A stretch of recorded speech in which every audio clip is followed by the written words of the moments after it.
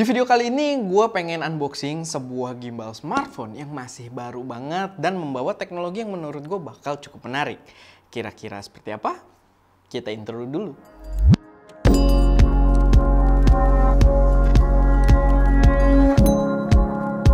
Halo semuanya, selamat datang di channel SM Media dengan gue Erwin yang seperti biasa akan memberi kalian referensi racun buat kalian yang doyan dengan proses produksi konten kreatif. Entah fotografi, videografi, hingga review dari gear-gear pendukungnya.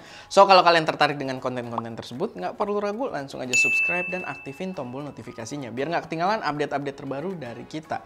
Dan jangan lupa juga buat join server Discord kita, biar bisa bisa berinteraksi dengan audiens lainnya dan juga kru ST Media. Link buat join servernya udah ada di deskripsi.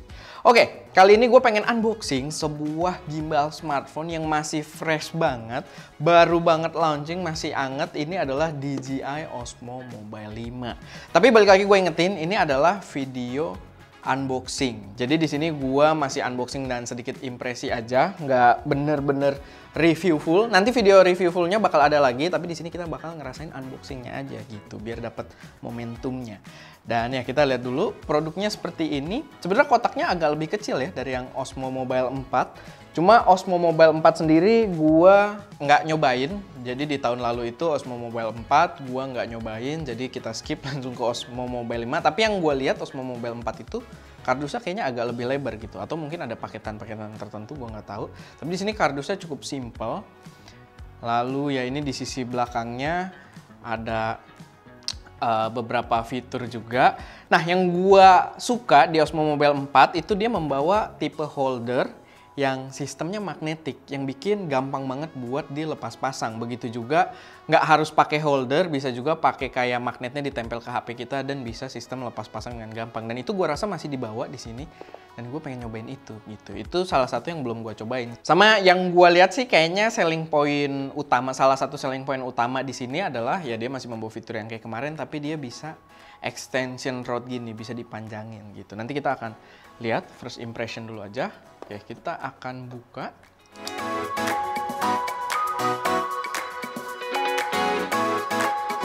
Kita buka dan di sini gue bisa lihat dia masih foldable juga dan menggunakan sistem magnet. Jadi memang kayaknya masih identik dengan Osmo Mobile 4 yang sebelumnya.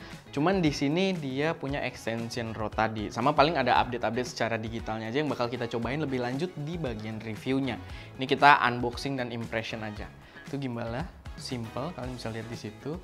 Ini kita lihat dulu di dalam sini ada safety guideline dan biasanya harusnya ada buku manual. Nah, ada quick start guide juga. Oke, kita kesampingkan dulu. Ini gimbalnya sendiri dan memang di tangan nggak bisa bohong ya. Ini produk DJI, di tangan itu build quality-nya mantap banget. Jadi dia posisinya perlu lurus kayak gini dan nantinya tinggal ditekuk dan dia jadi gitu. Simple banget. Nah, cuman dia suka ngegeser gini, jadi ya agak berhati-hati di situ mungkin. Tapi ya ini build-nya bener-bener terasa dari semua gimbal-gimbal HP yang pernah gue coba, memang dia terasa paling proper, walaupun masih berasa sebenarnya plastik gitu. Cuman dia build-nya rapih dan finishingnya tuh di tangan tuh, di sentuhan tangan lumayan mewah gitu.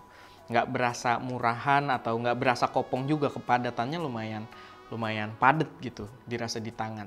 Sama nih kalian notice di atasnya, buat yang belum tahu, sebenarnya ini udah ada di yang gue bilang Osmo Mobile yang versi 4 juga udah ada, tapi ini atasnya dia sistemnya magnet, makanya dia nggak langsung ada holder di sini. Oke, kita kesampingkan dulu. Di sisi bawahnya ada beberapa aksesoris lagi. Ini ada, kita dapat kabel USB Type-C buat pengecasan yang mungkin nggak perlu gue keluarin dulu karena kita banyak banget USB Type-C di sini. Ada strap untuk pengaman biar ya nggak jatuh lah gitu. Dia strapnya di sisi bawah, mungkin nanti kita pasangkan, tapi kita lihat dulu aja yang lain. Ini ada mini tripod yang sebenarnya sih mini tripodnya oke build-nya, cuman gue expecting tadinya ada karet di bagian kaki-kakinya ini biar di grip lebih enak, tapi enggak.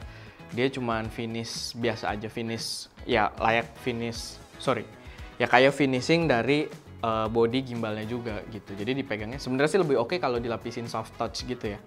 Tapi ya oke. cukup proper. Dia paling nggak di bawahnya sih dia ada karet juga untuk gripnya. Sama yang gue notice ngebukanya gede juga ya. Jadi dia nggak menambah tinggi gitu kalau dipasang. Karena dia ngebukanya tuh stay di ininya pendek banget. Jadi dia lebar banget gitu ngebuka kakinya. Mungkin ini gue pasang biar bisa berdiri. Oke, lalu kita lihat di sini holdernya. Oh, dia sepaket gini ya. Ini gimana sih? Oke, ini holdernya. Ini di dalamnya ada apa ini? Ada empuk-empuk. Oh, pouch. Ya, kita dapat pouch juga buat bawa-bawa gimbalnya otomatis gitu kan. Jadi lebih aman. Dan apalagi dia cukup simple juga ya. Harusnya dia di ukuran tadi bisa dikantongin juga. Sama ini kayak semacam bantalan gitu. Kalau misalkan kita menggunakan HP yang terlalu kecil. Jadi biar ininya lebih ngepas, dia ada namanya riser gitu, bantalan biar lebih tebel.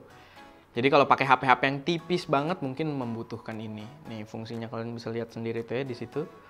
Tapi dia nggak dapet tempelan ya yang bisa langsung dipasang ke HP-nya karena setahu gue dulu itu sistemnya ada yang pakai tempelan juga, tapi di sini gue tidak menemukannya. Atau itu aksesoris yang bisa dibeli secara terpisah, gue nggak tahu juga. Nah, buat produk-produk DJI itu seperti biasa, kita harus download aplikasinya dulu, karena kalau nggak dia nggak bisa. Biasanya dia harus koneksi dan diaktifin dulu, jadi ke data gitu, kalau misalkan ada device mereka yang aktif. Oke, kita sambil coba, sambil download softwarenya ya. Kita sambil coba-coba juga. Ini holdernya, dia berarti ngadepnya kemana nih? Oh sorry, ini ada nih kamera on this direction gitu, berarti taruhnya kayak gini. Dan kalau udah masangnya, wow, itu magnet yang sangat kencang. Oke, dia bisa di balancing, sesuaiin dulu aja.